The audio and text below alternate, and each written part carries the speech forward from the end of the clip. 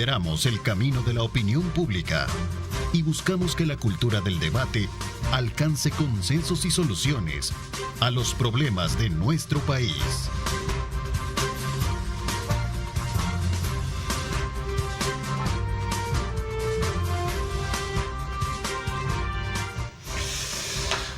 Buenos días, El Salvador. ¿Qué tal? ¿Cómo están? Bienvenidos. Gracias por continuar con nuestra programación. Gracias a Luis Amayoa, que está desde tempranas horas de la mañana contra, pues sí, todo el equipo que sin duda alguna está dispuesto también a llevarles a ustedes la información oportuna. Gracias por estar con nosotros esta mañana de día jueves. Estamos poco a poco queriendo entrar ya al periodo vacacional.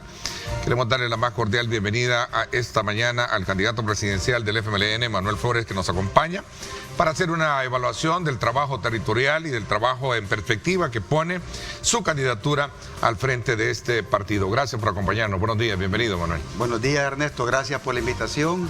Saludarlo a usted que se está preparando ya para las vacaciones de agosto. Saludar al gremio médico. Saludar a todos los salvadoreños y salvadoreñas que están preparándose para esta fiesta, tanto dentro como fuera de El Salvador.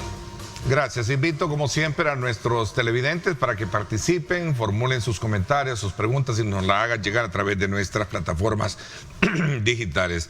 A ver, quizás es importante conocer cuál ha sido la experiencia recogida a partir de su investidura ya como candidato presidencial del FMLN y sobre todo también en el examen mismo que se está haciendo a todas las fórmulas presidenciales que hemos tenido la oportunidad de ver que ya están en el ruedo político.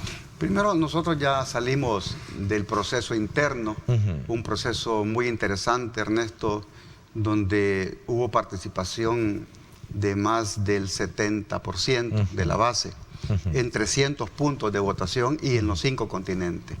El único partido que votó los afiliados fuera del país, y creo que es importante destacar la cantidad de compañeras que han sido electas, el 47%, casi la paridad, y la mayoría jóvenes, Ernesto. Por lo tanto, nos sentimos contentos del proceso interno, agradecerle a las mesas, a las juntas electorales, departamentales, a la Comisión Electoral Nacional, a la logística, y por supuesto a los militantes, a los jóvenes, mujeres, a los veteranos que participaron eligiendo a sus candidatos a consejos, alcaldes, diputados, al Parlacen y a la fórmula presidencial. ¿Fue unánime? ¿Se podría considerar, fue consolidada a partir del, digamos, del padrón? Creo que son 16.000, ¿verdad? Sí, 16.000. 16.000, ¿no? Sí, habían especulaciones sobre el tema de la división del frente, que había un grupo, que había otro grupo. Sin embargo, puedo decirlo con categoría, obtuvimos más del 95% de respaldo. Fue casi unánime. Casi unánime. ¿Verdad? La elección de la fórmula presidencial, compuesta por Manuel Flores y Werner Marroquín. Y por supuesto que muchos dicen, pues sí, pero fue ratificación. Pero habían también opciones de que te abstuvieras o que anularas el voto. Entonces decían, ¿verdad? El chino va a obtener nada más el 50, 53% porque el partido está dividido. Pero un consolidado, sería un consolidado entonces bien, digamos que legitima muy bien. Muy legitimado, ¿verdad? Muy legitimado porque además el nivel de participación fue alto. Incluso departamentos como Chalatenango, que fue 100%, ni siquiera un voto nulo, ni siquiera una abstención. A ver, pero fue planilla única, no hubo alguien más, ¿no? No, nosotros se aperturó, pues desde la convención del 19 de diciembre, la posibilidad que se inscribieran quienes quisieran, ¿verdad? Como la inscripción es individual, claro, ¿verdad? Yo opté por cumplir primero la Constitución, que me avala y pues no soy inconstitucional, y los estatutos del partido. Por eso después con Werner nos inscribimos y comenzamos a darle pues ya al proceso interno una dinámica de visita a los departamentos, a los municipios, para que los compañeros y compañeras se inscribieran, y así fue como logramos la inscripción de los 44 candidatos y candidatas a alcaldías. Por ahí diputados. Escuché algunas voces que su candidatura fue un asalto a las decisiones que podrían haber tenido la dirigencia del partido, es decir, vengo acá con mi candidatura y aquí estoy. No, fue una decisión, digamos, apegada a estatutos, porque todo afiliado tiene la posibilidad de participar con todos los derechos e igualdad de condiciones. Y nosotros asumimos el reto. Lógicamente, yo esperaba que se inscribieran más compañeros y compañeras, pero sin embargo, no hubo otra inscripción. asumimos el reto, ¿verdad? En medio de aquella situación que se dio, de que el Frente tenía que hacer alianza con otros partidos, entonces nosotros dijimos, déjennos cumplir la ley de partidos, déjennos cumplir el mandato de la convención. Y así fue, ¿verdad? El 16 de julio fue digamos, la elección interna, ya pasamos esa etapa, ahora viene la etapa de las alianzas y coaliciones. Voy tras eso. Ok, ¿qué parámetros? Porque como he tenido la oportunidad de manera frecuente de tenerlo como panelista en los programas de televisión, en los programas de radio, pero ya con una nueva investidura obviamente traza un nuevo horizonte para poder comprender hacia dónde apunta ahora su interés con esta nueva candidatura. ¿Qué parámetros tomó como punto de referencia, Manuel, para poder de alguna manera decir, bueno, voy a correr por el partido, aún contra todos los pronósticos que podemos de alguna manera recoger del examen diario, una encuesta que no hay encuesta que no dé por favorito al actual presidente, que busca también participar en este proceso de elecciones, la formulación de otras candidaturas que también vienen, entre paréntesis, de ciertos sectores de la sociedad civil, ahora tomadas obviamente abanderadas por algunos partidos políticos, para poder de alguna manera considerarse, digamos, participar y considerarse de manera quizás triunfal dentro de este proceso electoral, ¿no? Yo realmente me siento con mucho ánimo, me siento con mucho optimismo. Además, me conozco y me conocen. Aquí están mis manos. Lo primero que presento es la limpieza de mis manos, ¿verdad? Jamás he robado, jamás he recibido maletines negros.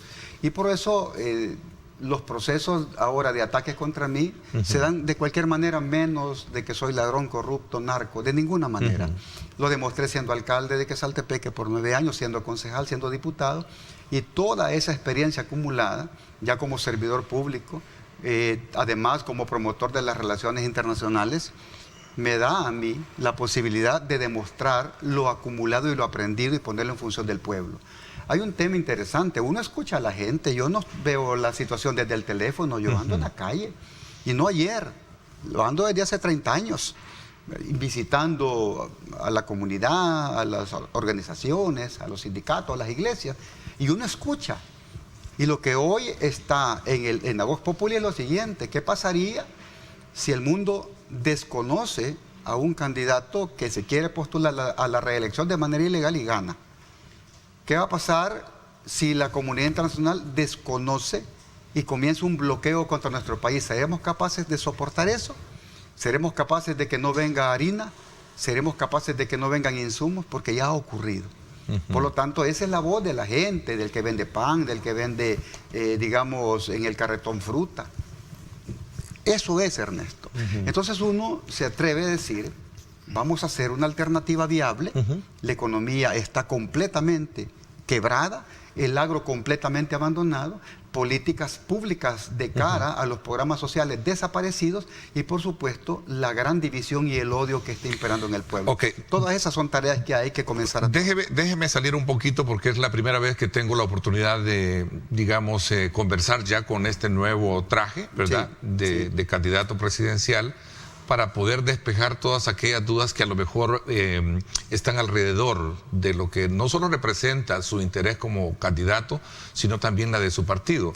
Porque obviamente el partido no ha pasado en los últimos resultados electorales por el mejor de los momentos políticos, ¿no? Claro, y además uno debe de darse cuenta en qué terreno está caminando. ¿Sabe que el partido, si bien es cierto, bien usted me lo dice, no está dividido, se consolidó con su participación, o tenemos a un partido débil? ¿Cómo de alguna manera extrae usted ese examen para saber que territorialmente tiene músculo electoral para participar y ser competitivo en esta campaña? Partido débil es aquel que comienza a acomodar la situación electoral de acuerdo a sus intereses y no a los del pueblo. Partido débil es aquel que hace elecciones por teléfono comprando chips o códigos y exponiendo a muchos de sus dirigentes al escarnio público. Partido débil es aquel que no sale a la calle a dar cuenta de por qué redujeron los municipios, por qué redujeron los diputados y por qué le quitaron el FODES a los municipios. Partido fuerte es el FMLN. que tuvo las agallas de desarrollar las elecciones en el territorio, en más de 300 puntos, que tuvo la fortaleza y la disciplina y la organización territorial de organizar la votación física. Llegó la prensa, no tuvo ninguna restricción, llegó Derechos Humanos a verificar absolutamente todo el procedimiento. Y yo les preguntaba en broma a algunos delegados de Derechos Humanos, ¿y ustedes pudieron verificar la votación por el teléfono? Me dijeron, difícil. Entonces, la fortaleza de un partido no se da por lo que dicen los demás, queriéndote apabullar y diciendo no existen. La fortaleza de un partido es en el territorio, donde la gente reconoce tu liderazgo, tu propuesta y te acompaña. ¿Qué pasó el día de las internas? El 95% y un poco más avaló la candidatura presidencial. Y yo visité 11 centros de votación y había un entusiasmo. ¿Pero qué quisieron hacer? Comienzan a decir, miren, en bolsas negras plásticas han echado el voto. En cajas han echado el voto. Sí, lo importante no es la caja o la bolsa, es el voto de la gente. Porque a veces, lo repito, hay gente que uno le señala el panorama y lo que ve es el dedo. Entonces eso es lo que nosotros queremos enfocar. La fortaleza del partido se dio el 16 y ese es el temor que tiene Nuevas Ideas, porque Nuevas Ideas lo derrotamos fácilmente, pero nos vamos a enfrentar al Estado, a los abusos del Estado de los recursos públicos que van a ponerlos en función de sus candidatos y candidatas, a todo nivel, pero los conocemos. Muchos vienen de nuestra fila y sabemos también sus debilidades, las conocemos. Candidato, digamos, en el caso muy, digamos, particular, muy directo, una candidatura es como un carro, no necesita gasolina. Sí. ¿Con qué dinero va a desarrollar su candidatura? El partido, ¿no? Nunca hemos tenido dinero, yo por lo menos... Antes tenían, obviamente, el partido, el aliado, como aliado Alba Petróleo, tenía muchos... Es que ese tema de Alba Petróleo es un tema que vamos a dejar un poquito de lado, porque es como que dijera, mire, al otro partido lo financia las empresas privadas, porque Alba Petróleo es una empresa privada, no es del FMLN. Que yo siempre les digo, enséñame pues que del frente de la empresa. Ahí diga en algún de los apartados, Alba es del frente. No, no es cierto. Esa va a ser la comidilla de la campaña, así como temas como el aborto, el matrimonio del mismo sexo, que solo aparecen de manera irresponsable solo en campaña. Y yo voy a hacer una propuesta concreta sobre eso. Entonces, el financiamiento de mi campaña, yo nunca he tenido financiamiento, ni cuando fui alcalde, ni cuando fui diputado, y siempre ganaba. Es la astucia, es la manera como uno trata al pueblo, la manera en cómo se desarrolla con ellos, sin abandonarlos, es el carisma. Además, yo lo dije, el pueblo mismo va a financiar. ¿De qué manera? Vamos a hacer sopeadas de pata, de frijoles, vamos a vender bonos, vamos a hacer rifas, yo mismo voy a andar cuchumbeando. ¿Y cuál es el problema? Somos del pueblo, somos gente de la base, somos gente que venimos de abajo. Porque algunos candidatos pueden decir, yo he conocido la necesidad del pueblo. No, yo la he vivido. Yo vengo de una familia humilde, el 7º hijo. Y conocíamos la necesidad de mi padre y mi madre, que en paz descanse, de cómo hacían uno carpintero y la otra vendedora del mercado para darle de comer a sus hijos. Yo viví la realidad y pudimos, gracias a la voluntad de Dios, salir adelante y graduarme. Eso me ha permitido a mí ver las cosas diferentes. Vivirla no es lo mismo que verla. Esa es la realidad. Además, soy un académico, soy un profesional con experiencia administrativa en la cosa pública y la gente me conoce. Y si alguien quiere pedir referencias de Manuel Flores como administrador, vayan a Quesaltepec. Esa es la realidad. Y como legislador, vayan a la asamblea. Y qué mejor manera que la gente evalúe el trabajo de uno. Quieran ponerle lodo a mi candidatura, pues pónganle, ¿verdad? Si me echan basura encima, pues el tiempo se va a encargar y el viento de limpiarla. Así es la cosa. A ver, yo sé que usted conoce muy bien a su partido, es un hombre que viene del partido. Claro. Y sin duda alguna pues me deja entrever en esta primera intervención que el partido puede ser un buen, digamos, respaldo que lleva su candidatura, más allá de las características que bien usted muestra y lo ha demostrado con la participación en este programa y muchos programas de los cuales hemos tenido la oportunidad de compartir. ¿Cuál es entonces ahora el examen que ve alrededor suyo con las otras candidaturas presidenciales? Primero, mi candidatura es la más genuina. ¿Más genuina? Es la más genuina. ¿Por qué? Primero, porque nunca me he desviado de mis principios ni de mis colores históricos. No he andado saltando como rana de charco en charco. He sido constante y permanente en mis 40 años de militancia. Mi candidatura es genuina porque yo me fui a inscribir apegado a mis estatutos y a la Carta de Principios y a la Constitución de la República. No anduve buscando padrinos para que me presentaran o inscribirme de manera inconstitucional. ¿Por qué digo genuina? Porque la candidatura del FMLN ha surgido precisamente de una decisión personal, apegada a derecho, junto con mi familia y junto con mis compañeros que me respaldaron. Por lo tanto, Manuel Flores, del FMLN, jamás voy a declinar seguir participando en este partido, porque el partido es una institución seria que nació en la lucha, que se ha fortalecido con el pueblo y que no tiene ninguna responsabilidad de acciones irresponsables que pudieron haber cometido. Aun y cuando todo partido político que gobierna una nación pasa por un desgaste político, señalamientos, cuestionamientos de corrupción como no hemos tenido. Bueno, recientemente tuvimos la lista Engel, 2 de sus expresidentes que su partido llevó a la presidencia, que entraron a la lista Engel. Claro, y así como mucho. ¿No se responsabiliza usted, Manuel? Obviamente que no, pero no de alguna manera no le ve que eso empaña un poquito su proyección, su candidatura. Yo no estoy en la lista. Sería también como de algún candidato a diputado o diputado actual que esté en la lista Engel y que va a la elección. Ellos sí tenían que dar respuesta, ¿no? Ellos que han sido nombrados en la lista esa, yo no, ¿verdad? Además, la lista Engel, ¿qué es? Pues lo que pierden es la visa, nada más. ¿Qué ha pasado? Nada. Ministros siguen siendo ministros, funcionarios siguen siendo funcionarios, diputados han buscado la reelección y ganaron sus internas y no pasa nada. Y después de este gobierno van a seguir creciendo las listas, sea mi injerencia, hombre. Ahora, ¿qué pasaría si viene Rusia o Inglaterra y sacan un listado de corruptos de El Salvador? ¿Qué va a pasar? O que El Salvador haga un listado de corruptos de Estados Unidos y la presente. ¿Qué va a pasar? El problema es cuando tú no pones los pies en la tierra y te das cuenta de que la política salvadoreña no puede seguir girando en torno a las opiniones externas. Sin embargo, las relaciones internacionales deben ser de respeto y de cooperación mutua. Por eso uno debe de saber de geopolítica y de estrategia internacional para darse cuenta cuándo tiene que hablar de política y cuándo de diplomacia. Cuando tienes que hablar de amistad y cuando de cooperación. Pero acá todo meten en el cuchubal, lo revuelven y hacen un trago combinado, pues. Entonces, el problema es que todo el mundo opinando en la lista Engel. ¿Y qué ha pasado con la lista Engel? ¿En qué le cambia la vida al pueblo salvadoreño si tú te enfocas en un debate sobre eso? Los niños no tienen leche en las escuelas. Después de la lista Engel no le llevan leche a los niños a la escuela ni comida. Después de la lista Engel no le dan la pensión mínima universal a los adultos mayores que no se la han dado.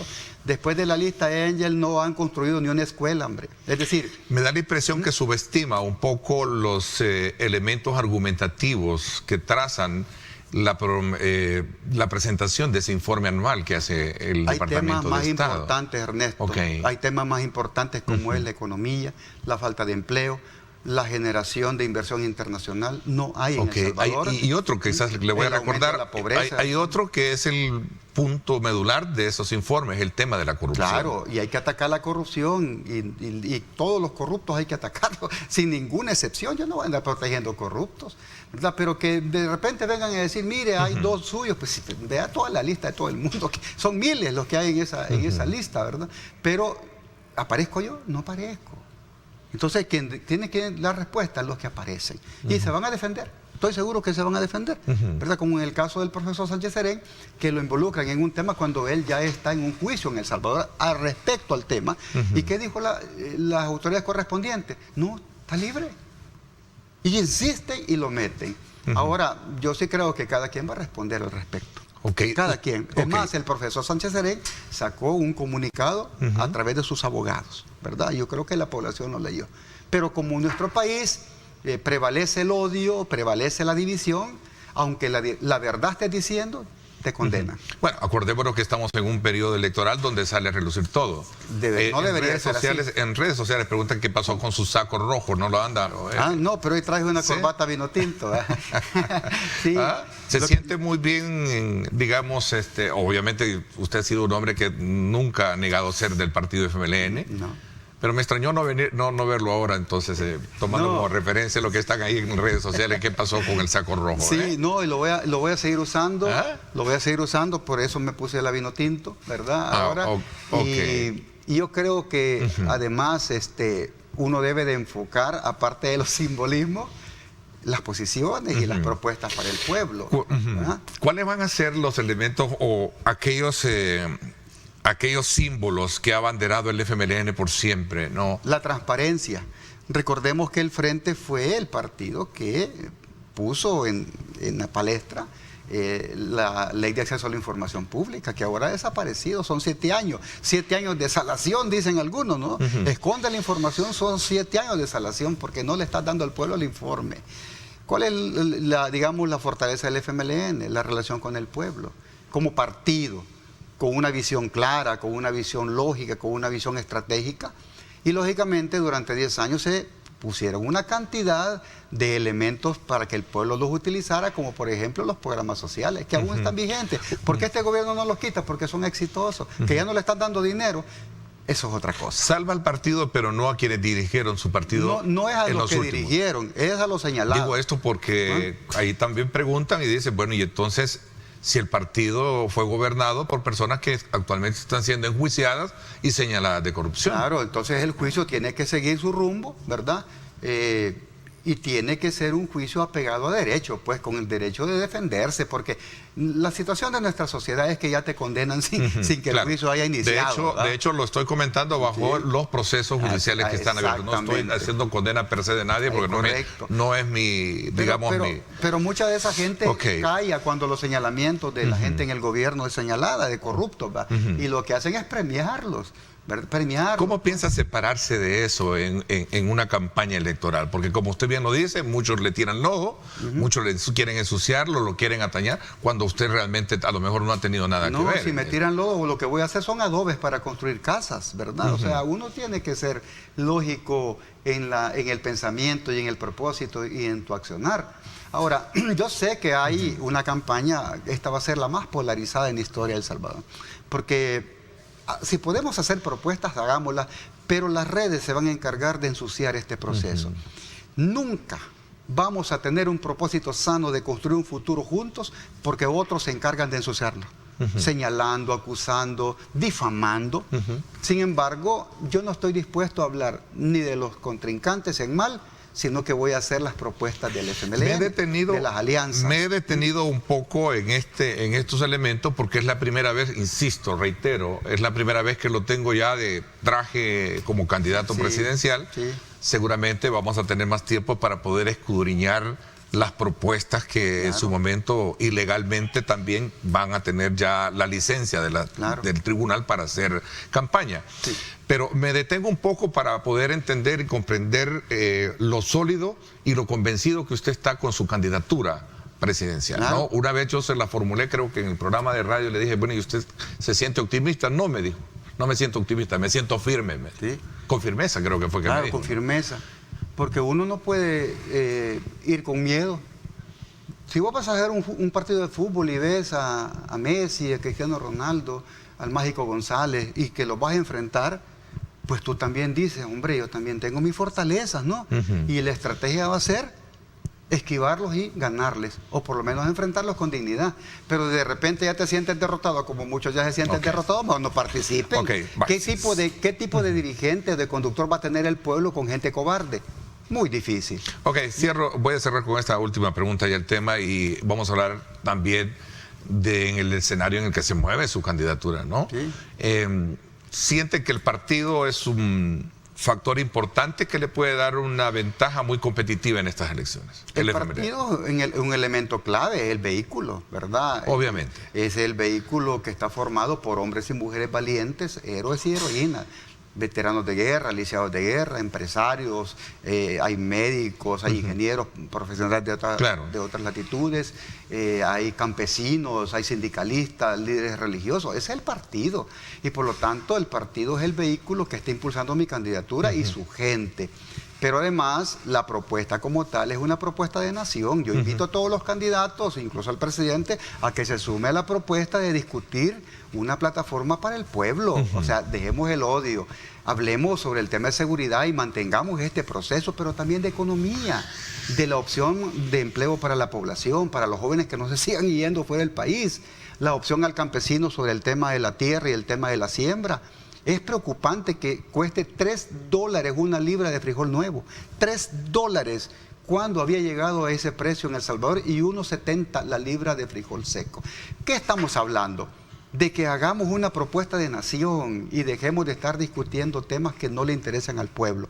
Es importante, Ernesto, que mi partido ha definido su estrategia de cara a su fórmula presidencial, pero más de cara al pueblo, de cara a la gente. Y así es como vamos a gobernar. Y yo te lo repito, experiencia le he acumulado como concejal, como alcalde, como diputado, ¿verdad? Y además lo quiero poner en función de la gente. Que me juzguen mis acciones, sí, que me las juzguen, pero que lo hagan con nobleza, con sinceridad, pero no con videos editados y cosas por el estilo, que también me gustan, ¿verdad? La cantidad de memes y videos, a mí me divierten realmente y les agradezco porque la publicidad gratuita también vende. Ok, Manuel, usted me ha dicho de que no va a hablar mal de sus adversarios políticos, pero sí, obviamente, me da la impresión que todo como candidato tiene que conocer quiénes son sus competidores, a quienes lleva la par, ¿no? Claro, los conozco. Los conozco, ¿verdad? Pero más que hablar de sus debilidades, voy a hablar de mis potencialidades.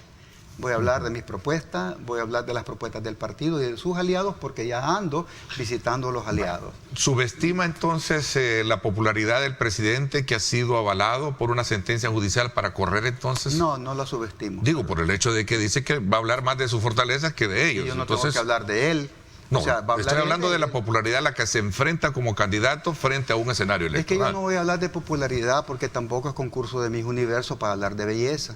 Hablemos de resultados electorales, hablemos de resultados entonces que reflejan las encuestas. De propuesta. Las encuestas son fotos del momento y que han sido derrotadas en Guatemala y en Perú. El candidato que iba de J quedó en B en Guatemala y la que iba de B quedó en J. Entonces la gente decía, sí, voy a votar por ella, y no votó por ella, votó por otro. ¿Por qué? Porque depende de los contextos en cómo le preguntes a la población, tú no sabes si la población te está diciendo la verdad, porque la población ya aprendió mucho a discernir, a analizar, y te dice sí, ¿verdad? Pero sabe el dolor que está sufriendo también de no tener empleo. Yo le pregunto, ¿usted tiene empleo? Métase la mano en la bolsa y tiene para su desayuno. ¿Le dio desayuno a su hijo y que iba para la escuela? ¿Le dieron desayuno en la escuela? ¿Cuál es el trato que está recibiendo? Y es más, nosotros debemos enfocarnos en el tema económico. ¿Por qué razón? Porque la pobreza y la miseria ha aumentado y eso es directamente proporcional al aumento de la corrupción. Eso es así. Entonces, ¿a qué vamos a enfrentar, Ernesto? A reconstruir un país dividido con odio. Tú te encuentras en las redes solo odio, sí, maltrato. Pero además... Pero dejemos las redes, veamos la realidad. Usted se va a enfrentar no solo a las redes. No. Usted se va a enfrentar a una candidatura que presenta nuestro tiempo, que va representada por un abogado, ¿verdad? Como es el caso de Luis Parada, por una defensora de derechos humanos que es Celia Medrano. Correcto. ¿Qué piensa de ellos? Pues no, que tienen también la valentía de haberse inscrito, ¿verdad? Y que tienen también sus propuestas hacia la nación y las respeto. Hay que esperar cuál es, digamos, su punto de vista respecto a los temas que a mí me interesan, pero además con todo el derecho como ciudadanos salvadoreños y salvadoreñas, aunque no vivan acá algunos. Tienen derecho, porque la Constitución se los permite. Lo mismo puedo hablar de Joel Sánchez y su fórmula, de don Lito Montalvo como candidato a la vicepresidencia por Fuerza Solidaria, los candidatos de país o los que salgan. Son candidatos con derecho, constitucionalmente avalados. Eso es lo que yo voy a respetar. Bienvenidos a la palestra electoral presidencial y lo que van a encontrar de mí nada más es respeto. Ok, vamos a seguir un poco porque necesito conocer.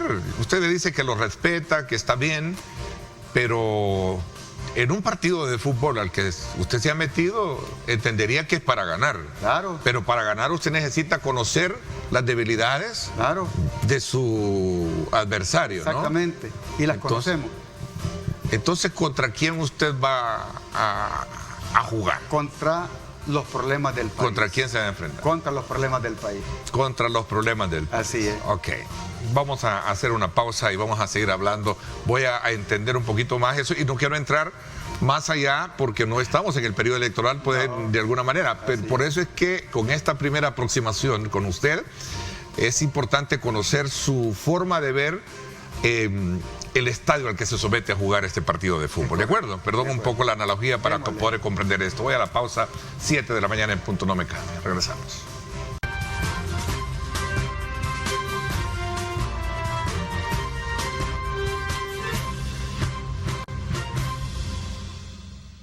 Bueno, gracias nuevamente por estar con nosotros. Continuamos esta conversación con el candidato presidencial del FMLN, Manuel Flores, con quien hemos hecho una lectura propia de cómo surge esta iniciativa de participar como candidato frente a un escenario en la que se mueven otras candidaturas presidenciales o fórmulas presidenciales.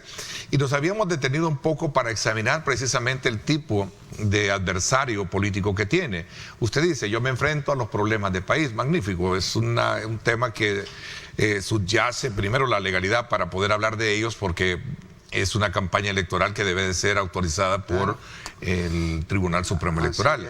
Pero yo creo que también no podemos dejar de lado en esta primera oportunidad de conversar ya con su investidura como candidato, de cómo examina usted precisamente a esos rivales, porque son varios, creo que son 4. Como 5 o 6. Sí, son cuatro fórmulas. Tenemos la de Nuestro Tiempo, Arena, bueno, la del presidente, la oficial, y tenemos la de Fuerza Solidaria. Pero creo que también el partido País, creo que País también va a llevar, ¿no? Entonces usted tiene 5 jugadores ahí. Sí, por lo tanto uno debe de entender cuáles son sus propuestas, sus mecanismos y particularidades, y por esa razón los invito a hacer un debate sano, sincero, de cara al pueblo, de cara a la población, y no un debate de cara al populismo, de cara al show. No, yo al show no me voy a prestar.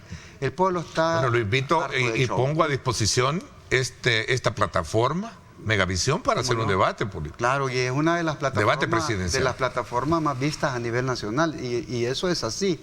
Además, tiene como vocación democrática darle participación a todo el mundo, y eso es bueno, porque eso es lo que el país necesita. Ahora, estas plataformas deben de servir para unir a la población, para unir a la gente. E invito a un debate sano, un debate de propuestas, un debate, digamos, que vaya de cara a sacar a la población de la pobreza y la miseria en que se encuentra. Debatamos sobre los precios de la canasta básica, sobre las AFP, debatamos sobre las relaciones internacionales, debatamos sobre el tema de salud, que está un conflicto terrible. Yo me solidarizo con los médicos. La población es bien sensata. Después de Dios, el médico es el que la gente confía. Y creo que esa heroicidad del médico uno debe de reflejarla también en el respeto hacia ellos, pero también particularizar los casos que deben de particularizarse y no generar un solo, digamos, situación completa y de acusar a todo el mundo. Creo que en la medida que vayamos saliendo ya a la campaña y las candidaturas vayan presentando sus ofertas, va a haber debate. Ojalá todos debatamos y nadie se corra, que no se esconda nada más detrás de un teléfono, porque la población necesita conocer las propuestas de los candidatos. Además, uno no se puede esconder ni vivir escondido. Uno debe dar la cara al pueblo con el cual te vas a enfrentar en el día a día. ¿Qué significa el día a día? Darle respuesta a la demanda de la gente en su casa, en su trabajo, en su comida, en su medicina, en su recreación y además en su economía familiar. Una pregunta que surge de las redes es que su candidatura legitima la participación del presidente Nayib Bukele en este proceso electoral, aún concurriendo la crítica que hace su partido a esto. Es que ese es el temor de la población, lo repito. Mucha gente dice, ¿qué pasa con la candidatura inconstitucional del presidente? Y no es hablando de Bukele, es de cualquier presidente que quiera reelegirse. Porque aquí no Pero es su personal. participación no es que viene a legitimar el proceso electoral, entonces. Porque el Tribunal Supremo Electoral ha llamado a las elecciones del 2024, con o sin Bukele, y el partido va a participar con o sin Bukele. El legítimo soy yo, no tengo ningún problema constitucional para inscribirme, ninguno, ¿verdad? Entonces, yo soy el legítimo, ¿verdad? ¿Qué me van a decir a mí? ¿Que estoy legitimando a quién? Yo voy a participar con el que se ponga de candidato de otro partido, porque nuestro partido siempre ha sido, digamos, constante y permanente en las elecciones desde 1994, cuando participamos por primera vez, con plataformas novedosas, y hicimos cambios radicales en el país de cara al tema económico y tema social. Pero hoy que vengan a decir, porque claro, hay voces que dicen, mira, estás legalizando, avalando, yo no, de ninguna manera. Bueno, muchos analistas y a lo mejor no partidarios han hecho valoraciones preguntándose eso, pues bueno, ¿cómo es posible que hay una crítica de que estas elecciones concurren precisamente sobre la base de una elección o una intención de reelección ilegal y están legitimando con la participación? De ninguna manera, porque yo lo voy a enfrentar, otro tiene que juzgarlo, yo no soy juez, ¿verdad? Además la sala dio un decreto, pero la sala tiene que dar respuesta en su futuro, en su momento, como ocurre en Honduras, ¿no? Y mira lo que pasó en Honduras. Uno debe de verse en esos espejos reflejados, hombre. Uno no puede mantener el poder porque yo quiero o porque soy popular. Es la ley la que hay que cumplir, ¿verdad? Independientemente que la gente diga hay que reelegirse, la ley dice no y es no. Y no es no. Otro elemento que recojo de ese escenario del que estamos hablando ya en esta etapa de conversación que tenemos, de aproximación y de conocimiento, es el hecho de que debió haber existido una correlación de actores para poder sacar una sola candidatura. No hubo capacidad en su partido. Bueno, obviamente desde la Convención Nacional dijo que no iban a hacer, claro, digamos, alianzas, ¿no? No, sí creo que alianzas sí, coaliciones. pero coaliciones, ¿no? Es que eso es lo que muchos... Cuando tú, Ernesto, por ejemplo, que has sido dirigente del Frente, no conoces los estatutos, puedes dedicarte a hacer cualquier cosa. Cuando tú no eres convencionista y no participaste en la convención y en la resolución, puedes hablar cualquier cosa. Pero la resolución de la convención fue bien clara y ya pasó. El Frente tiene que participar sin coalición, con Arena, Gana y Nuevas Ideas. Pero el que ya siga con este tipo de cosas ya está en indisciplina, pues, porque el mandato del máximo organismo de dirección, que es la Convención Nacional, es participen. Y ya está la fórmula presidencial. Es más, la primera que se inscribió. ¿A quién le conviene esta atomización de fórmulas? Eso es lo que no entiendo yo, a quién le conviene, ¿no? Pero por lo menos el FMLN va tras una amplia alianza popular, social. Incluso, y si podemos hacer una coalición con otros partidos que no están mencionados en la resolución de la convención, lo vamos a hacer. A ver, voy a hablar algo hipotético. Si lo buscaran ser el candidato oficial de la oposición, ¿la aceptaría? Por supuesto, y vamos a discutirla. De hecho, lo escuché decir, creo que en el programa que tiene nuestro amigo Julio Valdivieso, sí, ahí usted hablaba, lo importante sería buscar una unidad. Por supuesto, la unidad del pueblo es lo más importante para sacar adelante. No de las fórmulas presidenciales. Es que lo que sucede es que cuando tú hablas de hacer un debate o una alianza con los dirigentes, no es con el pueblo. Además, yo voy a visitar a todos. Yo hablo de las fórmulas presidenciales, ¿verdad? Claro, al final tú sabes que una negociación no siempre llega a feliz término, a veces fracasan las negociaciones. Los acuerdos de paz comenzaron en La Palma en 1984. No comenzaron en el 91. Y al final llegó a un término que algunos quieren desconocer lo que ha pasado cuando son presidentes o diputados alcaldes producto de los acuerdos de paz. Entonces, para mí es vital la negociación. Yo soy un experto en temas de negociación porque en Quesaltepeque fue el fundador de la primera unidad de valores, paz y reconciliación. La fundamos en Quesaltepeque y de ahí muchas alcaldías comenzaron a crear las unidades de valores. Hay una gran historia que mucha gente no conoce y otra gente sí, sobre lo que Quesaltepeque le ha dado al país respecto a la defensa del patrimonio cultural, respecto a la defensa de la participación ciudadana. Porque además nosotros hicimos la primera propuesta de mancomunidad sustentable en el Valle de San Andrés. Ojo, con Ciudad Arce, Quesaltepeque, San Matías, incluido Armenia y Colón. Eso todavía funciona, esa oficina en Colón. Entonces hay experiencias ricas que uno lo va a poner en función de la gente. Por eso cuando uno va a hacer una negociación, una alianza o una coalición, lo primero que tiene que estar en el centro es el pueblo y no los intereses de las cúpulas. Lo lamento mucho si algunos quieren hacer alianzas sobre la base de los intereses de las cúpulas de sus partidos o de sus financistas. Pues no, yo voy a poner al pueblo siempre como los principales. En estas elecciones surge un nuevo actor a la cual en muchos partidos políticos le han puesto el énfasis oportuno, que es el tema de la diáspora, ¿no? Sí. De los hermanos salvadoreños ahora que van a tener y van a poder ejercer su derecho al voto. Correcto. De hecho, eso trae consigo la configuración de las dos candidaturas que tiene, en este caso, Arena con el señor Joel Sánchez, en el caso de Nuestro Tiempo con Luis Parada. Sí, y también la fórmula mía con Werner Marroquín. Que también está, pero va de candidato a la vicepresidencia. Exactamente. A ver, ¿qué piensa usted de la fórmula que ahora está adherida al Partido Arena? No, yo incluso hace poco saludé a Joel Sánchez en una grabación que teníamos en un canal, ¿verdad? Hicimos una grabación de un programa y apareció y le dije, ¿qué tal, Joel? ¿Cómo estás? Y él me saludó y le dije, tenemos de platicar sobre la campaña, para hacer una campaña de altura, de no ataques, ¿verdad? Porque tú te puedes reunir con cualquiera para, pues sí, ponerte de acuerdo y que los códigos funcionen, pues, no ataque, una campaña de altura, campaña de propuestas, no necesariamente para negociar, porque estamos acostumbrados de que de repente, imagínate, me ven a mí sentado con Luis Parada, con Joel Sánchez, con el presidente Bukele, ¿qué va a decir la gente? Ya están vendiendo. A ver qué están negociando. No, porque el pensamiento democrático hay que rescatarlo. Tú puedes sentarte con quien quieras, a dialogar lo que quieras, temas de nación. Y por esa razón es importante destacar que en España y Estados Unidos, cuando van a tocar temas importantes, convocan a los expresidentes.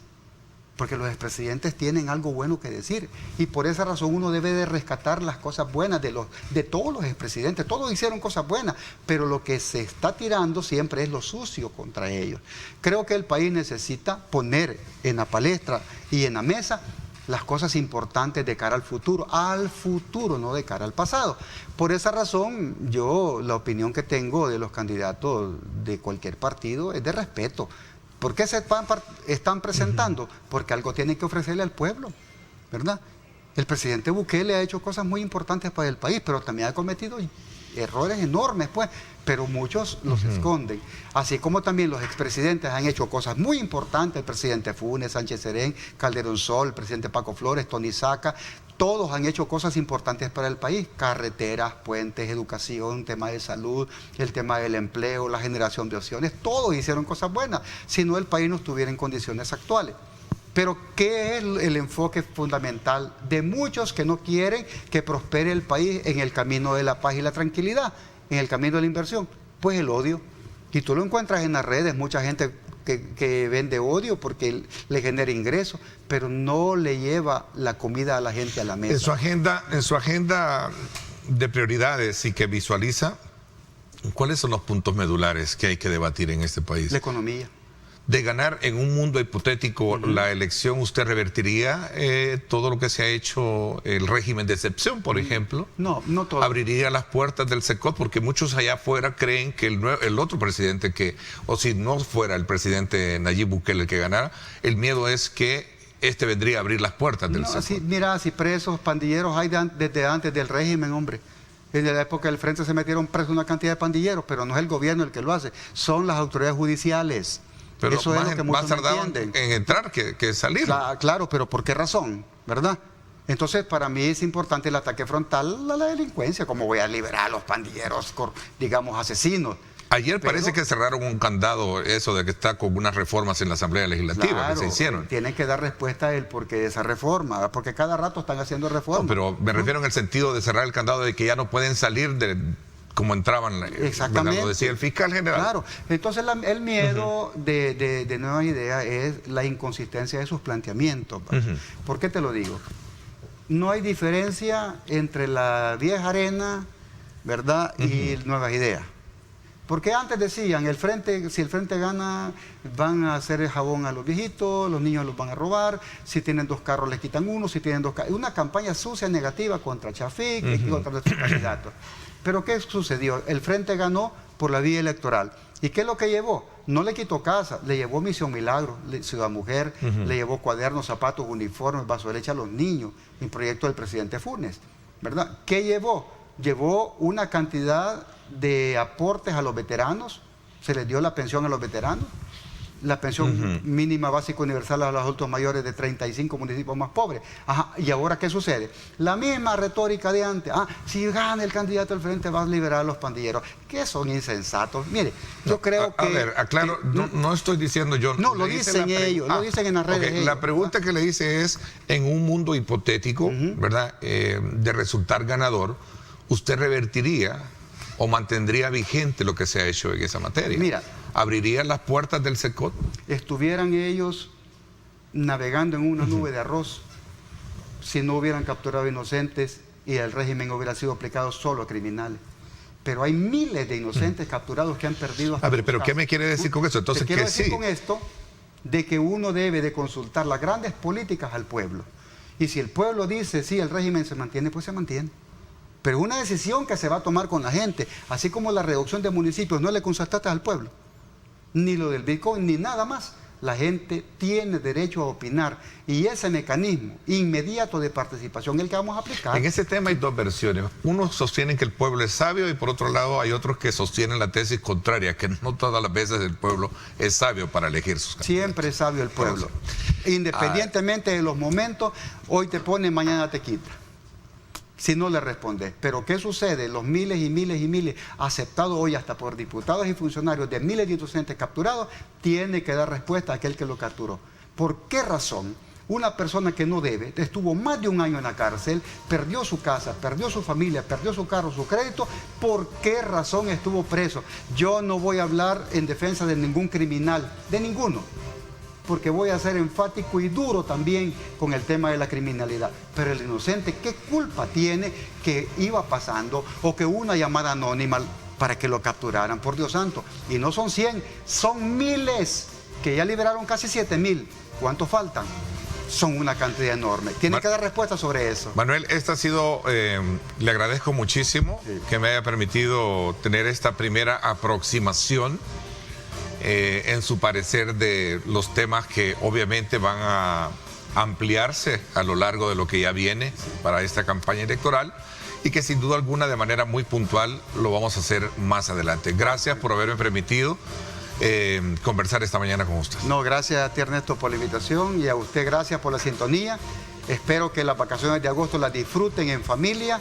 Saludar al gremio médico, saludar a todos los profesionales del país, a los campesinos, obreros, a la clase trabajadora y a los sindicatos que están luchando hoy en día por sus reivindicaciones. Bendiciones para su familia y espero que todo salga bien en las vacaciones de Le agradezco muchísimo. Son las 7:19. Pausa y regresamos porque como ya estamos entrando al periodo vacacional, ya estará con nosotros la ministra de Turismo para que nos hable de muchas cosas importantes que se tienen para esta semana, que ya está por comenzar. Vamos a la pausa y regresamos.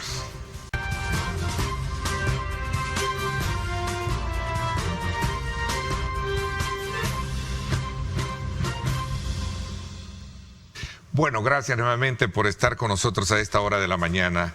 Estamos en un día jueves, estamos a las puertas sin duda alguna ya para poder, digamos, lanzar la casa por la ventana de cara a que tengamos un periodo de vacaciones importante. Y qué mejor momento para conversar con la ministra de Turismo, Morena Valdés, y nos dé a conocer todas las actividades. ¿Qué podemos hacer? De hecho, voy a contratarla como mi guía turística esta mañana. Bueno, con gusto. Ministra, bienvenida, gracias. Qué gusto tenerla acá en el programa. Bueno, buenos días. Gracias por siempre invitarme a esta su casa y obviamente muy contenta de poderle dar a la población salvadoreña todas las opciones que pueden hacer en estas precisamente próximas vacaciones agostinas. Ya vamos a estar precisamente la otra semana full con vacaciones agostinas, decirle a la población salvadoreña que hemos estado trabajando en conjunto con todas las otras instituciones del gobierno del presidente Nayib Bukele una serie de programaciones para que no tengamos pretexto de decir no tenemos nada que hacer en estas vacaciones, y para todos los públicos precisamente esas son de las cosas que nosotros estamos buscando. Obviamente desde los parques recreativos del Instituto Salvadoreño de Turismo vamos a estar haciendo varias actividades, también desde el Ministerio de Cultura, desde la Alcaldía de San Salvador. Recordemos que estas fiestas son mucho más internas, diferentes a Semana Santa. Ya vamos a desglosar precisamente todas las opciones que tenemos y sin duda alguna un periodo vacacional le antecede la llegada de muchos turistas. Así y es. Especialmente salvadoreños, ¿no? Que también... Sobre todo la diáspora. Nuestra diáspora es la sí. que más nos visita en esta fiesta. Me da la impresión que el aeropuerto está ya... Sí. Sí, y sobre quizás todo, colapsando de tanta llegada, ¿no? Y sobre todo aquellos que vienen de Estados Unidos y Canadá, obviamente, que también están en su verano, entonces aprovechan para venir. Y obviamente está viniendo mucha segunda y tercera generación, lo que hemos siempre hablado en esta entrevista. Nosotros estamos esperando solo en las vacaciones de agosto alrededor de más de 75,000 visitantes que nos van a ingresar alrededor de más de $70 millones de ingresos de divisas, la mayoría, como le decía, de Estados Unidos y Canadá. Más del 50% nos proviene precisamente de Estados Unidos, y obviamente también vía aérea, ¿verdad? Entonces obviamente aquí es un poquito más diferente, no es como en la Semana Santa que vienen muchos guatemaltecos y hondureños, aquí un poquito es al revés. Por eso es que le estamos invitando a todos los salvadoreños que se queden aquí cerquita, que conozcan toda esta oferta turística que vamos a tener en El Salvador.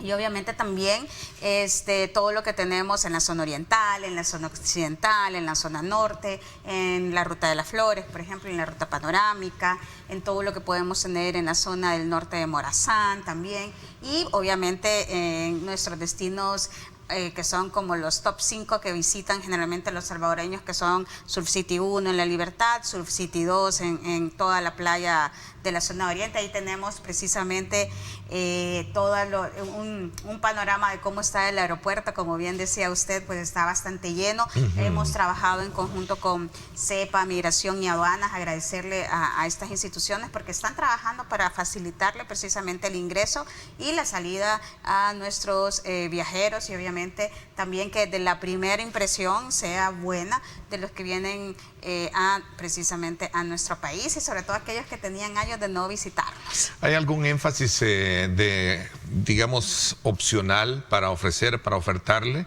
Tenemos obviamente Oriente, que es una zona que también con un alto potencial turístico, ¿no? De playas, montañas y otros aspectos que, como siempre lo dicen muchos, mire, no se olviden de Oriente, ¿verdad? Que Oriente también tiene sus bellezas. Y precisamente lo que estamos haciendo, obviamente que Oriente tiene sus bellezas naturales. Claro. Lo que nos hace falta en Oriente es toda la infraestructura básica y la infraestructura básica turística, o sea, ambas infraestructuras, porque al final la infraestructura básica sirve para todos los otros. Ayer conversaba con el representante de la Dirección de Obras Municipales y me daba una evaluación sobre cómo va el trazo de la carretera, ¿no? Sí, va bastante avanzado. Exactamente, nosotros también estamos trabajando con el Banco Interamericano de Desarrollo. Le agradezco precisamente a todo el equipo del BID.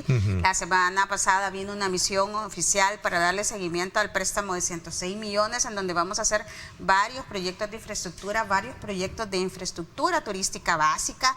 Aquí, de verdad, un agradecimiento. Ahora está con nosotros Margarita Livi, que es la representante interina, y obviamente todo el equipo que tenemos apoyándonos de parte del BID para poder hacer realidad estos proyectos de infraestructura básica, de fortalecimiento institucional, de fortalecimiento del recurso humano, porque lo que nos está pasando en casi todos los destinos y Oriente no es la excepción, es que no estamos encontrando suficientes hoteles, suficientes restaurantes o suficiente recurso humano, y esto hace obviamente que la oferta y la demanda no vayan en equilibrio, y eso es lo que estamos empujando. Pero muchos inversionistas dicen, pero necesitamos agua potable, planta de tratamiento de aguas residuales, un mayor fortalecimiento, por ejemplo, en el manejo de desechos sólidos, un mayor fortalecimiento, por ejemplo, en el tema de la conexión a Internet, en la distribución de la energía eléctrica. Ayer precisamente estuvimos con una distribuidora de energía eléctrica que está colocando una planta precisamente de energía a través de energía solar ahí en Manguera del Golfo. Sí, vaya la felicitación para AES. Exactamente. Solar, que ahí vi que lo estaban sí, claro, por supuesto. Vi todo el proyecto que de alguna manera contempla un avance importante de aporte en el caso de energía renovable, ¿no? Así es. Porque es solar todo el proyecto. Bueno, los empresarios nos decían que es la primera planta de este tipo a nivel regional, desde México hasta Chile. Es decir, estamos siendo ejemplo de la región centroamericana, obviamente, y del Caribe, y de toda la región que conforma tanto Centroamérica como como Sudamérica. Eso va a desarrollar. Meanguera de por sí es una isla, digamos, que requiere de todos esos componentes y es una belleza. No, es una belleza, pero obviamente estaba hablando con los de la comunidad y nos decían, es como no teníamos buena energía eléctrica, no tenemos buena introducción de agua potable, no tenemos tratamiento de aguas residuales, necesitamos todo eso para que tengamos más hoteles, más restaurantes, es decir, vamos a poder desarrollar todos estos destinos turísticos que por naturaleza son espectaculares, pero que necesitamos toda esta infraestructura y obviamente es lo que estamos haciendo en coordinación con las otras instituciones del gobierno del presidente Nayib Bukele y de verdad yo le agradezco al presidente porque él tiene la visión y el liderazgo de decirnos, vaya, pongámonos a trabajar, sabemos que nos están viniendo más turistas, obviamente fortalezcamos la atención, fortalezcamos todo lo que podamos hacer a corto plazo, pero pensemos en corto, mediano y largo plazo. Hoy, por ejemplo, vamos a ir, para que no se me enojen también los de la zona occidental, junto con el Ministerio de Obras Públicas y el Fovial, ya inaugurar un acceso que teníamos malo en la parte de Coatepeque. También el MOP y el Fovial ha estado trabajando toda la carretera al Cerro Verde, que también son de las cosas que más nos reportan, por ejemplo, a Enia Guiñada, la presidenta del ISTU, que tiene el Parque Natural Cerro Verde, y a nosotros como Ministerio de Turismo. Es decir, van diciéndonos cosas también la población, eso es importantísimo. Les invitamos a que nos sigan escribiendo en nuestras redes sociales, porque definitivamente toda la cartera de turismo, que es conformada por el Ministerio de Turismo, la Corporación Salvadoreña de Turismo, el Instituto Salvadoreño de Turismo y ahora nuestra nueva integrante, que es APLAN, que es la autoridad que está viendo todo el tema del centro histórico, que justamente esta semana también estuvimos acompañando a PLAN junto con OPAMS y COAMS, porque estamos trabajando en reglas y normas y procedimientos claros para el establecimiento de inversiones en el centro histórico también. Este es un destino que le estamos apostando. Fuera de cámara también hablábamos de la zona rosa, también a este destino le estamos apostando fuertemente en conjunto con los empresarios, porque esto no lo podemos lograr solo las instituciones de gobierno. Claro. Obviamente necesitamos también esa visión de la empresa privada, de, ok, vamos a establecer las inversiones, pero vamos a generar... ¿Cómo está esa comunicación y ese engranaje vital que le inyecta el sector privado? Modestia aparte, y nos sentimos muy orgullosos de Presidente Plaza, por ejemplo, ¿no? Y cómo embellecer y rescatar precisamente lo que un día, pues en el pasado fue la zona rosa como tal, pero ahora ya hay nuevos lugares ahí, ¿no? La verdad que tenemos una excelente relación. Justo hace poco tuvimos un evento que en conjunto con los empresarios pues trajimos a Rick Harrison, el historiador, y estuvo en plaza, presidente, precisamente un éxito total. La población salvadoreña pudo tener acceso a él gratis, o sea, de ahí podía llegar, lo saludaba y definitivamente fue una gran experiencia que tuvimos con la ministra de Cultura.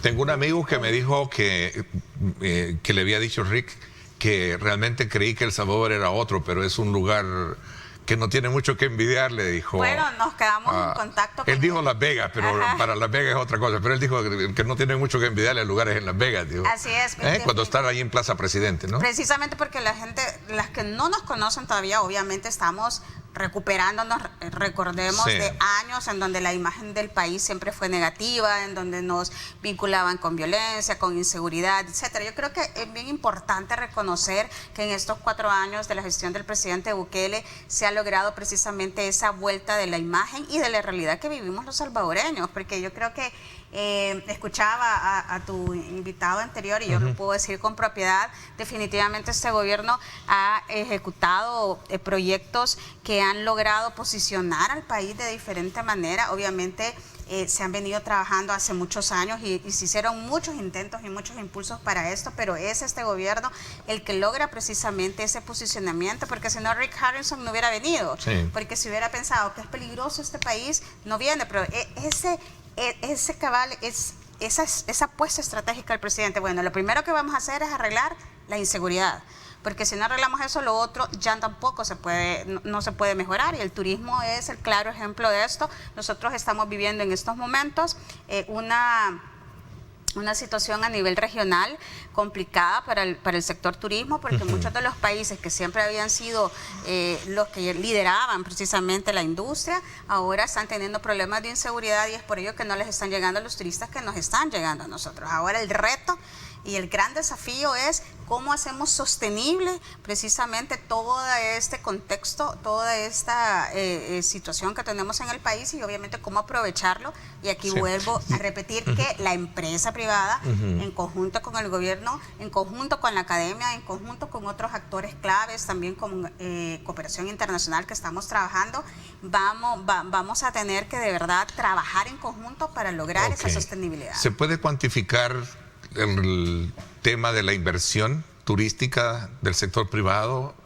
He visto varias construcciones en áreas de la costa, no digamos acá San Salvador, en nuestro ícono, el tema de la zona rosa, lo que hemos hablado, de esas inversiones que se están haciendo, ¿no? Nosotros estamos justamente consolidando todo ese tema de cuánto sería ¿Y qué facilidades se le está dando también? Porque ese es un punto que con usted lo hemos conversado. Y he dicho, mire, hay muchas formas de hacer turismo. Creo que lo puede hacer en el pueblo más recóndito, ¿verdad? Aquella familia, aquella abuela que a lo mejor tiene un gusto por la comida, ¿no? Y que puede ser un factor gastronómico de atracción para ese pueblo, ¿no? Sí, claro. ¿Qué facilidades hay? Decirle que los estamos acompañando a todos los sectores. Justamente la ministra de Economía daba datos bien interesantes en el tema de la facilitación de trámites. Ayer decía, por ejemplo, AES en su inauguración presentación, que si algo había sido clave era la facilitación de trámites que habíamos tenido de todas las instituciones de gobierno. Un inversionista lo que necesita es que le podamos decir sí. ¿Se puede? Necesita seguridad jurídica, necesita seguridad pública, necesita facilitación. Que le digan rápido. Mira, porque claro, establece una inversión y lo que necesita es ese retorno de inversión de manera rápida. ¿Y todo eso se estaba dando? Todo eso se ha estado dando y en el sector turismo no es la excepción. Justamente esta semana, mañana vamos a inaugurar un nuevo establecimiento de alojamiento en conjunto con otras instituciones de gobierno en la playa del Palmarcito, así que ya van a estar pendientes de nuestras redes porque esta es una nueva opción turística que estamos teniendo. Véngase, ya el Palmarcito mañana a las 6 de la tarde invitado. Y precisamente eso es lo que necesitamos, más habitaciones, hoteles que realmente tengan también toda certificación de calidad. Decirte que hoy precisamente después de esta entrevista me tengo que ir corriendo porque recibimos la presidencia pro tempore del CITCA, que es la Secretaría de Integración de Turismo de Centroamérica, que es la división precisamente donde estamos todos los ministros de turismo de la región y de República Dominicana. ¿Aquí será el evento de transición? Aquí será el evento justamente en las instalaciones del SICA. Esto es un acto simbólico, pero entonces de aquí para allá también nosotros impulsamos estrategias regionales para que realmente El Salvador sea el hub que recibe a los turistas y tengamos una estrategia muy bien. ¿Y cómo recae este nombramiento y por qué? Bueno, esto es porque es rotativa la presidencia pro tempore, cada 6 meses lo cambiamos. También el ministro de Medio Ambiente, por ejemplo, ya lo recibió, el ministro de Educación. Es decir, vamos retomando esto, pero aquí también es importante decir que los países reconocen el liderazgo. Antecede un trabajo también, exactamente, antecede un trabajo. Entonces, nuestra misión va a ser, obviamente, consolidar el multidestino y, obviamente, ser el líder en este proceso, en donde yo siempre digo, Centroamérica es una región en donde si todos los países de Centroamérica y el Caribe nos recomendáramos, pudiésemos captar todos los mercados que tenemos, no solo de Estados Unidos y de Canadá, que es el principal mercado que nos viene, por ejemplo, a Guatemala, Honduras, El Salvador, Belice incluso, Nicaragua también, y también el mercado europeo que llega obviamente también a República Dominicana, Costa Rica y Panamá. Entonces, si nos unimos, nos recomendamos y a hoy en día muchísimos de los turistas, que sobre todo de las nuevas generaciones, quieren hacer multidestino, dicen quiero tener la experiencia del Surcity, irme a Antigua Guatemala, irme a las islas de Roatán o a los cayos de Belice, o ir recorriendo también por tierra Nicaragua. La verdad que estamos bien Costa Rica, conectados ahora con las aerolíneas que están a la mano, ¿verdad? Exactamente, entonces mejorar también el servicio de las aerolíneas, también el costo de los boletos. Yo creo que estamos trabajando para consolidar la región y obviamente El Salvador está siendo el pivote y el ejemplo de que sí se pueden hacer las cosas, y obviamente en la agenda que tenemos dentro del CITCA está la seguridad en primer lugar, porque es una de las cosas que más les ocupa a todos nuestros vecinos, todos sin excepción. Obviamente después sigue todo el tema del multidestino, cómo atraer más turistas a la región, y obviamente también otro de los temas que nos ocupan es todo el tema de cómo mejorar el servicio y tener más calidad en el servicio que estamos dando desde nuestras empresas turísticas. Esto es algo que no solo la región lo está padeciendo, es a nivel mundial, porque ahora los turistas cambiaron. Ahora hay mucho turista que cuando viene y quiere elegir un restaurante dice, bueno, yo soy vegano, yo soy vegetariano, no puedo ir ahí a donde... O si me tienen esas opciones, por ejemplo, además está viajando mucho más turista, por ejemplo, de la región de Europa. Entonces, obviamente, un segundo idioma es necesario para atender a estos turistas. Es decir, todas estas necesidades que estamos teniendo es porque el turista ya nos lo está demandando, y no solo El Salvador, sino que a nivel regional. Y yo platico y intercambiamos bastante de las experiencias que estamos viviendo con otros colegas del mundo, y nos dicen lo mismo: necesitamos más recurso humano capacitado, también un recurso humano más comprometido, que no nos rote, obviamente, y para eso también hay que cambiar el chip del sector, porque obviamente el sector está haciendo ese pivote de recuperación económica a nivel no solo regional, sino que mundial.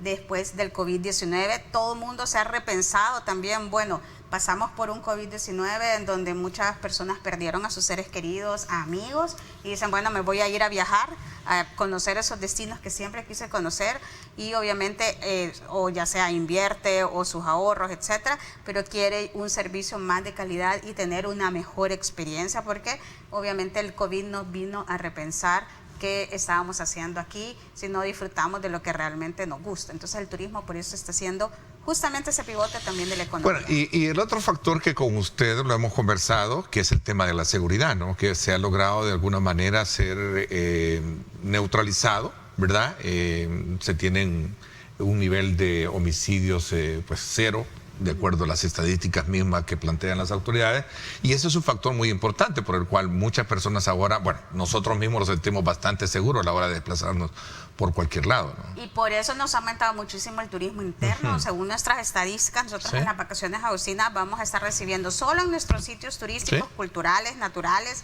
y el centro histórico, alrededor de 1 millón de visitantes. Imagínate todo lo que vamos a estar moviendo solo en la zona. O sea, y obviamente en nuestros sitios ¿Cuáles son las actividades que hacer? Tenemos un portal por ahí, voy a hacer una pausa y lo vamos a describir para ver cuáles son las opciones que tenemos. ¿Le parece? Me parece. Voy a hacer una pausa comercial, no me cambie, regresamos un poco para entender bajo esta ilustración y esta guía del portal que se tiene, El Salvador Travel. El Salvador.travel. Ahí es, para que usted pueda ingresar y pueda ver las opciones que se tienen en nuestro medio. Vamos a la pausa y regresamos.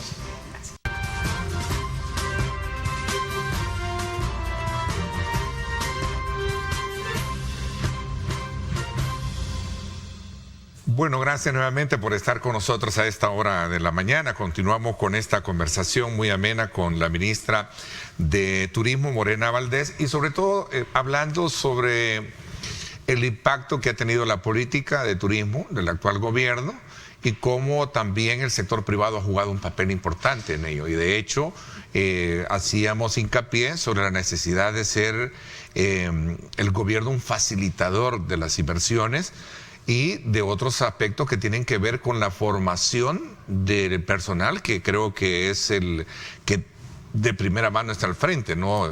Y hablamos del tema del idioma, la preparación, hablamos sobre la preparación de cómo atender a un turista, ¿no? Así es. Bueno, ahí ya estábamos arreglando el mundo con ya usted. Ya lo teníamos resuelto. Ya lo teníamos resuelto, pero es importantísimo lo que usted dice, porque el tema de formación, y el presidente nos lo recalca, dice, bueno, ok, nos están viniendo más turistas, pero entonces esto de la formación lo podemos ver ya, y por eso con el Ministerio de Educación ya nos estamos sentando para cambiar, por ejemplo, la currícula que tenemos de las carreras de turismo en estos momentos en las universidades, porque obviamente ya cambió lo que decía. Hay un bachillerato de turismo, yo recuerdo, yo no sé si antes existía o no sé si existe todavía. Existe todavía, pero entonces es fortalecerlo, porque ya las materias que dan ahí ya no están adecuadas a la realidad del turismo que tenemos, no solo a nivel de país, sino que a nivel mundial. Entonces es como hacer ese intercambio, como para decir, ok, si vas a salir, vas a aprender sobre, por ejemplo, de qué te vas a especializar, si de hostelería y turismo. Entonces la hostelería ahora tiene un montón también de subrubros y obviamente de especialidades. Entonces eso es lo que vamos a trabajar, y hablábamos fuera de cámara también cómo poder trabajar también con plataformas como Airbnb o como dueños de Airbnb o como dueños de casas de playas que las rentan, o precisamente con el personal de apoyo que renta. Esas son las cosas que tenemos que ver de qué manera ya vamos adaptando, porque obviamente ya no tenemos habitaciones en hoteles, entonces vamos con Airbnb. Según estadísticas de Airbnb, El Salvador ha crecido un 300% en reservación versus el año 2019, es decir, ellos por eso han venido varias veces para decir qué está pasando, qué está haciendo El Salvador, que nos están visitando tanto y nos están ocupando tanto eso. Bueno, ahí vemos imágenes ahí en la playa. Ese es uno de los sitios más visitados. El 70% del turismo que se hace interno se va a las playas, el otro ya se va al centro histórico, ciudades, pueblos y sitios culturales. Importante decir que ahora, que es la semana de agosto, van bastante al centro histórico a celebrar todo el tema de, obviamente, las festividades religiosas que tenemos en honor al Divino El Salvador del mundo. Así que definitivamente hay que trabajar todo el sector humano, el recurso humano. Por eso nosotros también estamos trabajando con PMA, el Programa Mundial de Alimentos, con nuestro laboratorio gastronómico GastroLab, que hoy actualmente tenemos 3 laboratorios gastronómicos, uno en La Libertad, otro en La Unión y otro en Santa Ana. Y estamos precisamente en miras de una estrategia de sostenibilidad y en búsqueda, por supuesto, de más financiamiento para poder fortalecer. Ok, tenemos ahí la página, sí, en efecto, ¿verdad? Aquí tenemos el sitio web del Salvador.travel. Y aquí precisamente lo primero que le aparece son la campaña que tenemos de Quédate Cerquita, invitando a los Perdón, esta página es la que puede visitar cualquier persona interesada en conocer cuáles son las actividades de vacaciones para estas vacaciones que tenemos. A Exactamente, por ejemplo, toda la parte de Quédate Cerquita, ver actividades. Si usted le da clic en ver actividades, precisamente Quédate Cerquita, va a poder tener todas aquellas actividades que va a tener, por ejemplo, la Alcaldía de San Salvador con Ciberland. Ahí estamos viendo precisamente que nos está ayudando ahí en el máster. Mil gracias. También en este marco también vamos a tener Terror Cifco, si no me equivoco, también ahí está en la programación, que recuerden que esto es algo que ya ha venido realizándose por tradición, pero ya ven, tenemos muchísimas opciones para poder ir a Ciberland. Ahí está también lo que vamos a tener y el costo de Terror Cifco. También, obviamente, nosotros vamos a tener horarios especiales en los sitios turísticos. Salimos de ese sitio y vamos a sitios turísticos y vemos las actividades. Esto es una de las cosas que más nos preguntan. Ese va a ser el horario especial de vacaciones agostinas de Sunset Park, por ejemplo, y ahí están todos los horarios de los parques recreativos del Instituto Salvadoreño de Turismo, las tarifas también. Recordemos también que nosotros tenemos el Parque Nacional El Boquerón y obviamente el complejo turístico del Puerto de la Libertad.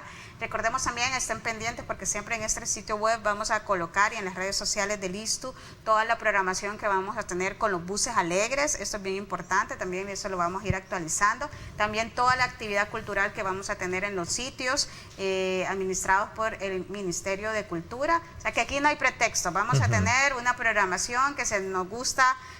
Los parques recreativos, tenemos horarios especiales, tenemos actividades también ahí en los parques. Si queremos más sitios culturales y los nuestros son más museos, recorridos guiados que tienen que ver con cultura, también el Ministerio de Cultura, a quienes felicito también tanto la ministra, el viceministro y todo su equipo. Han preparado antes estos sitios culturales, importante decirlo para que lo sepa la población salvadoreña, no abrían en vacaciones de agosto, ahora todos están haciendo un esfuerzo por siempre abrir en vacaciones de Semana Santa, vacaciones de agosto y finales del año, que era generalmente que ellos descansaban, pues ahora no descansan y están para poder hacer eso. Aquí bien importante, en las áreas naturales protegidas, si usted lo que le gusta más es irse al bosque y desconectarse, también el Ministerio de Medio Ambiente tiene estos sitios que son áreas naturales protegidas. Yo le aseguro que más de algunos usted no conoce, pero si no me dice, por ejemplo, Montecristo, el Imposible. Claro, ¿cómo no? A todos lo conocen, ok. Bueno, sí, el Deniger, Montecristo, el otro que está en La Par, ¿cómo se llama?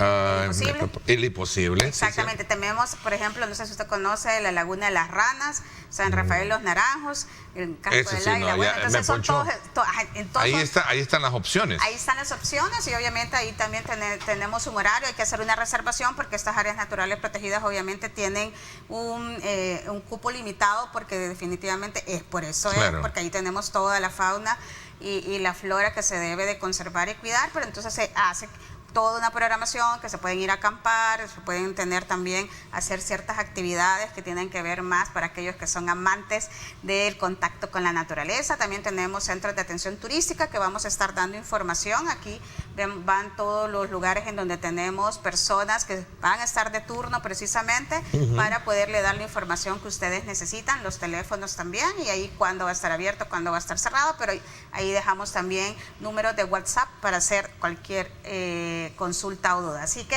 información está ahí, la información está ahí. Ustedes lo único que tienen que hacer precisamente es consultar este sitio web. También en este sitio web, aparte de todas estas actividades de vacaciones agostinas que tenemos, están todos los restaurantes, hoteles, transporte turístico, guías turísticos, etcétera, que están certificados por nosotros. Así que invitar a toda la población salvadoreña y obviamente a nuestros visitantes internacionales que nos busquen, exploren y obviamente nos consulten cualquier cosa. Igual están nuestras redes sociales. Ok, no hay pretexto para no salir o tampoco irse del país. O sea, hay que sobre quedarse todo, cerquita. sí, hay mucho que hacer, ¿no?